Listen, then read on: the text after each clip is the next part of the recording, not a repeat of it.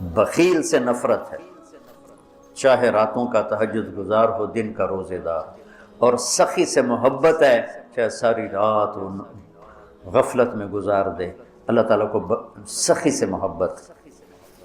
بخیل سے اللہ دوستی لگاتا نہیں، اور سخی سے اللہ دوستی توڑتا نہیں۔ اور سخاوت کا تعلق پیسے سے نہیں، دل سے ہے، دل کی کیفیت ہوتی ہے۔ سخاوت پیسے سے نہیں ہوتی، سخاوت دل سے ہوتی ہے۔ وہ غریب کے اندر بھی سخاوت ہو سکتی، مالدار کے اندر، اور غریب بھی بخیل ہو سکتا ہے، مالدار بھی بخیل ہو سکتا ہے۔ اور اللہ کو سخی پسند ہے اور بخیل سے نفرت۔ شیطان ایک دفعہ کسی کو ملا تو اس نے بنی اسرائیل کے کسی عابد کو ملا، اس سے انہوں نے پوچھا تجھے کون لوگ پسند ہیں؟ کہا ایک جو شراب پیتا ہو مجھے بڑا اچھا لگتا ہے، ایک بہت زیادہ غصے والا ہو مجھے بڑا اچھا لگتا ہے، اور ایک بخیل ہو کنجوس تو مجھے بڑا اچھا لگتا ہے۔ اور کہنے لگا اگلی بتاؤں، اگر کوئی بدبخت تینوں ایک ہی جگہ جمع ہو جائیں، بخیل بھی ہو، غصے والا بھی ہو، نشے والا بھی ہو، پھر وہ پیر ہوتا ہے، میں مرید ہوتا ہوں۔ جی پیر صاحب، ایسے دنیا بھری پڑی ہے۔ تو میرا اللہ ترغیب دیتا ہے مال لگاؤ۔ آپ نے فرمایا اللہ الاجود الاجود وانا اجود ولد آدم، سب سے بڑے سخی تو اللہ ہیں، اور اللہ کے بعد سب سے بڑا سخی اللہ نے مجھے بنایا ہے۔ اہل البیت کی سخاوت کو کوئی نہیں پہنچ سکتا۔ ایک دفعہ مدینہ میں دو نوجوانوں میں بحث چڑھی، بنو امیہ سخی ہیں یا اہل بیت سخی ہیں؟ تو جو بنو امیہ کا طرفدار تھا اس نے کہا بنو امیہ زیادہ سخی، جو اہل بیت کا طرفدار تھا اس نے کہا اہل بیت زیادہ سخی۔ کہا چلو امتحان لیتے ہیں۔ تو جو بنو امیہ کا تھا وہ گیا بنو امیہ کے مالداروں کے پاس کہ میں مصیبت میں پھنس گیا ہوں تو مجھے کچھ مدد چاہیے۔ تو ایک نے 10,000 دیے، پھر دوسرے کے پاس گیا اس نے 10,000 دیے، تیسرے کے پاس، چوتھا 5 6 7 8 9 10 آدمیوں سے 1 لاکھ لے کر آیا۔ یہ گیا عبداللہ بن جعفر کے پاس، ضرورت مندوں کو چاہیے، انہوں نے 1 لاکھ دے دیا۔ پھر گیا حضرت حسن کے پاس، کہا جی میں محتاج ضرورت مند، انہوں نے 1 لاکھ دیا۔ پھر گیا امام حسین کے پاس، انہوں نے 1 لاکھ دے دیا۔ جب وہ کٹھے ہوئے انہوں نے کہا کتنا لے آندہ؟ کہ 1 لاکھ ہے، کہ میں 3 لاکھ لے آندہ۔ وہ کہا بھائی واقعی اہل بیت کی سخاوت کو کوئی نہیں پہنچ سکتا، چلو واپس کرتے ہیں۔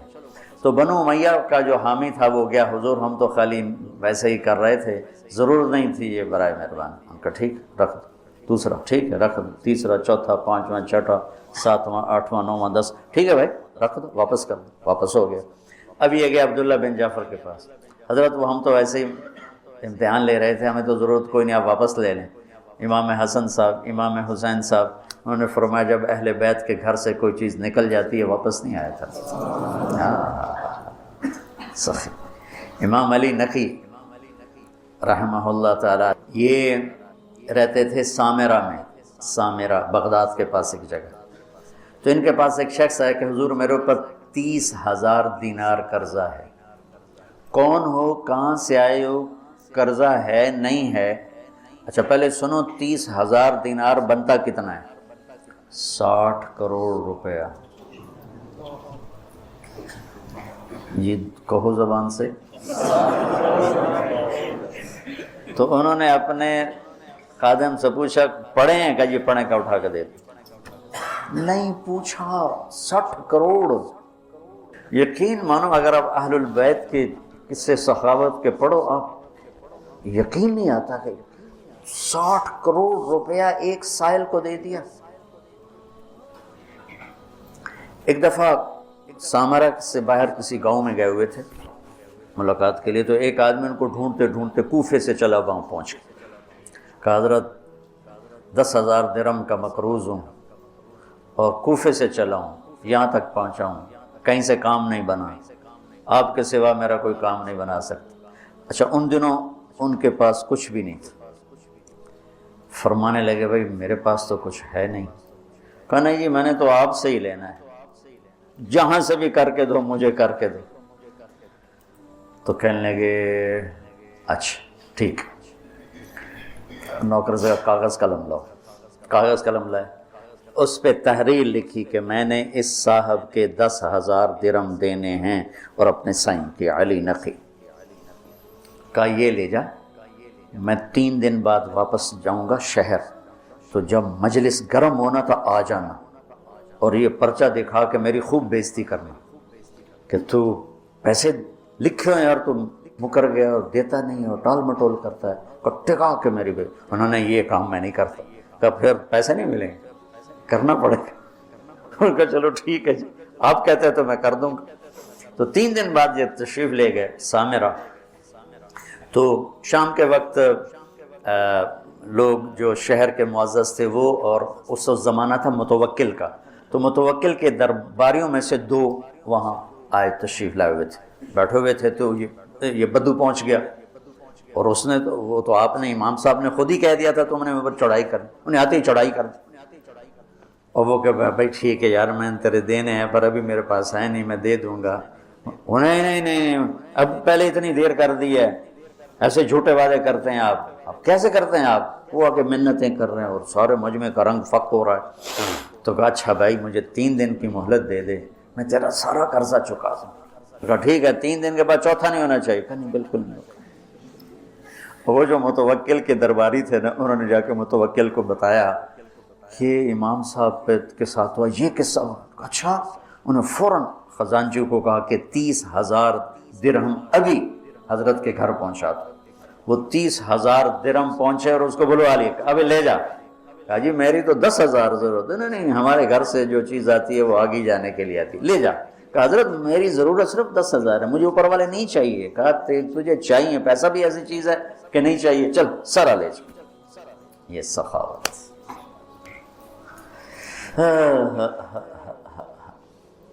علم والے کی شان ہے کہ اسے سخی ہونا چاہیے. حضرت عمر رضی اللہ عنہ کی دعا سنو، اللہم انی شدید فلینی وبخیل فسخنی. تو توازن کہتے بخیل فسخنی میں، نہیں حضرات کی سخاوت کو کون پہنچ سکتا ہے، لیکن یہ میں حضرت عمر کی دعا آپ کو بتا رہا ہوں. تو اللہ کو سخاوت پسند ہے. اس کے برعکس معاشرے کو تباہ کرنے والی چیز سود ہے. تو سود کو اللہ نے اتنا حرام قرار دیا کہ اعلان جنگ کر دیا. شرک بڑا گناہ ہے یا سود؟ جی شرک بڑا گناہ ہے، کیونکہ اللہ کہتا ہے ان اللہ لا یغفر ان یشرک بہ، میں شرک معاف نہیں کروں، باقی جس کو چاہوں معاف کر دوں. تو شرک کے خلاف تو نہیں کہتا اعلان جنگ ہے، سود کے خلاف کہتا ہے میرا اعلان جنگ ہے. سود شرک سے چھوٹا گناہ ہے لیکن اعلان جنگ ہے، اور صرف اپنا نہیں کہا، میں اور میرا رسول دونوں تمہارے خلاف اعلان جنگ کریں. کہ سود لوگوں کے چولہے بجھا دیتا ہے، اور سود حرص و ہوس پیدا کرتا ہے، انسانوں کو درندہ بنا دیتا ہے، اور معاشرہ تباہ و برباد ہو جاتا ہے، اور پیسہ چند ہاتھوں میں سمٹ کے رہ جاتا ہے. تو 2 گناہ ایسے ہیں جن پر اللہ نے فَجَزَاؤُهُ جَهَنَّمُ خَالِدًا فِيهَا، حالانکہ ایمان والے کے لیے ہمیشہ کی جہنم نہیں ہے، نکل آئے گا کسی نہ کسی دن. لیکن قتل اور سود پر اللہ نے کہا جزاؤ جہنم خالدن فیہا، کہ جو سود نہیں چھوڑ، جو قتل کر رہا ہے اس کی جزا جہنم ہے اور یہ ہمیشہ جلے گا. اور سود کھانے والے کے لیے فرمایا کہ یہ جہنم میں ہمیشہ جلے گا. اور سب سے بدترین شکل آپ نے سود کھانے والوں کی دیکھی کہ جب آپ معراج میں گئے تو آپ نے دیکھا کچھ لوگ ہیں جن کے پیٹ ہیں جیسے بڑے بڑے گنبد، اس پیٹ کے اندر سانپ چل رہے ہیں جو ان کو اندر سے کاٹ رہے ہیں، اور ان کی چیخ و پکار ہے. آپ نے پوچھا یہ کون لوگ ہیں؟ کہا یہ سود کھانے والے ہیں. تو ایک تو بینک سود پہ پیسہ دیتے ہیں سود پر، اور ایک عام لوگ بھی آپ سود پہ پیسہ دیتے ہیں. میں لکی مروت گیا تو مجھے ایک شکایت یہ بھی ملی کہ یہاں حد سے زیادہ لوگ سود پہ پیسہ دیتے ہیں، بغیر قرض حسنہ کوئی دیتا ہی نہیں، جب بھی دیں گے سود پر دیں گے. اور اللہ اس کے رسول سے اعلان جنگ قبول ہے چند ٹکے کے پیچھے، جو کہ اسلام سخاوت کا درس دیتا ہے. اسلام فیاضی کا درس دیتا ہے، سبق دیتا ہے، تو اور سخاوت سے معاشرہ خوبصورت ہو جاتا ہے، محبوب ہو جاتا ہے۔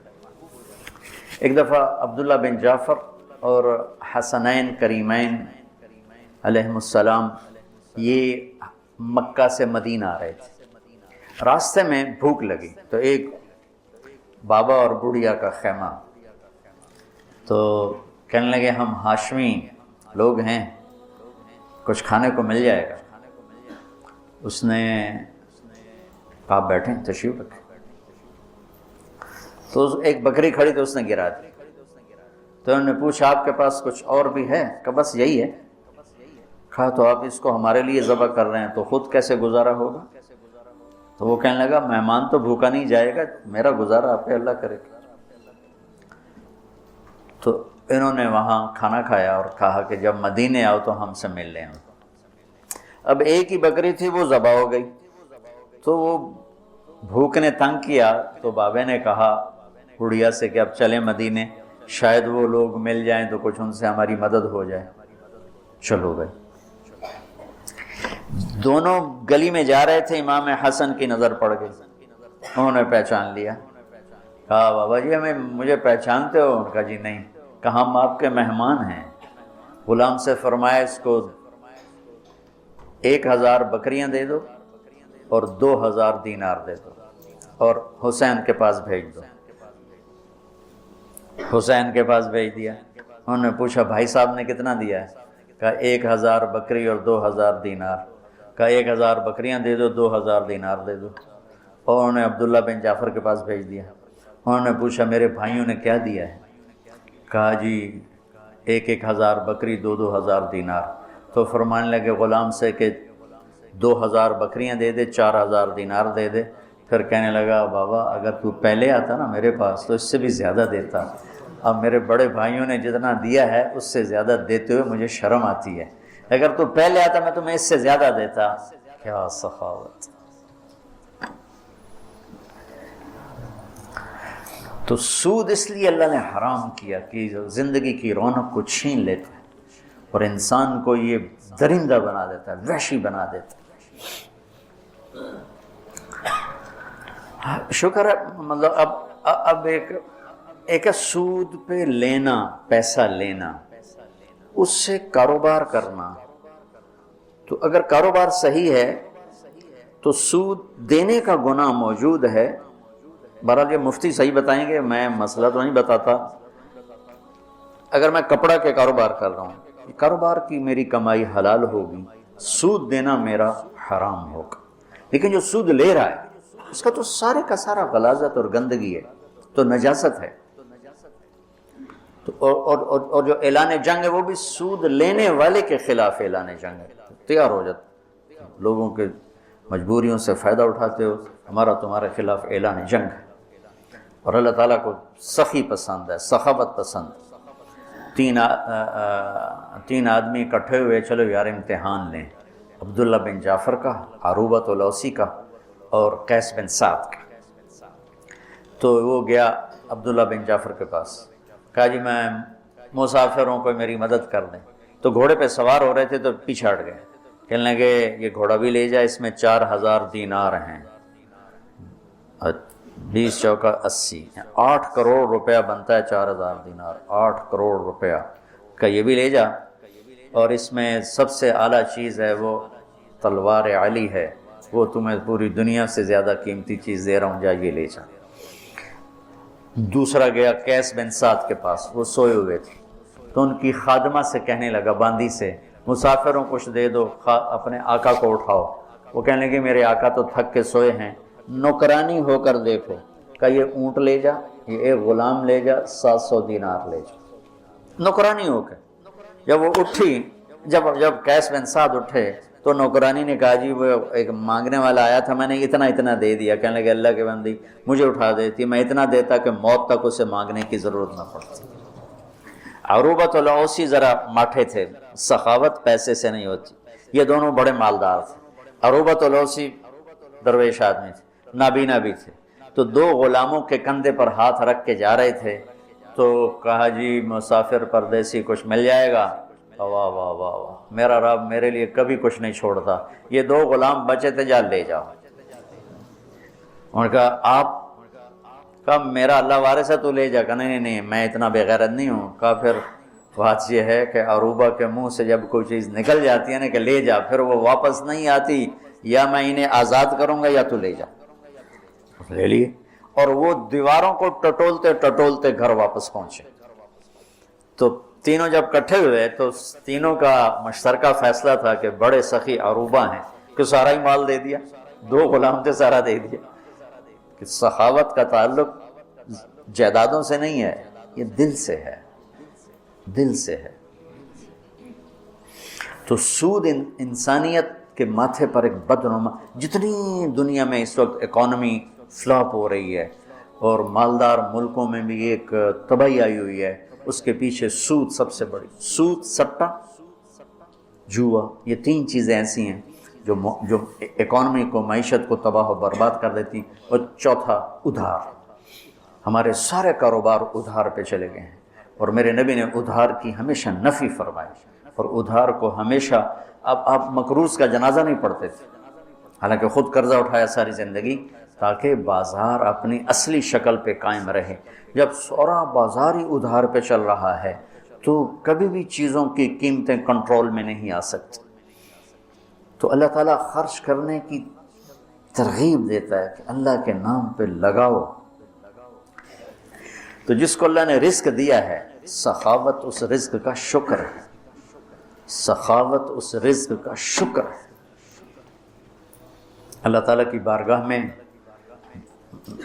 یعنی اللہ نے جنت الفردوس کو اپنے ہاتھوں سے بنایا، جنت الفردوس کو اپنے ہاتھوں سے بنایا، اس کا حسن کائنات، باقی ساری جنت اس کے سامنے ماند ہے، اور جنت الفردوس والوں کو دن میں صبح و شام اللہ کا دیدار ہوگا، باقی جنتیوں کو جمعے جمعے، اور جنت الفردوس والوں کو صبح بھی شام۔